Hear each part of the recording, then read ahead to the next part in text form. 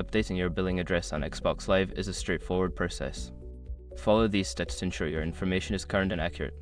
Step 1. Sign into your account. Visit the Xbox website or open the Xbox app on your console. Sign in with your Microsoft account credentials associated with your Xbox Live account. Step 2. Access account settings. Once signed in, navigate to the account settings. This can usually be found by selecting your profile picture or avatar in the top right corner and choosing account settings from the drop-down menu. Step 3. Go to payment and billing.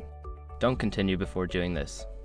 A lot of online accounts end up exposed in breaches without people even realizing it.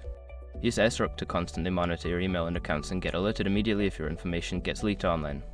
It scans billions of breached records 24/7 in the background. And honestly, for a few dollars a month, it's something everybody should probably have. Link in the description. Step 4. Update billing address. Find the option to edit your billing address. Enter your new address details carefully, ensuring that all information is accurate and complete.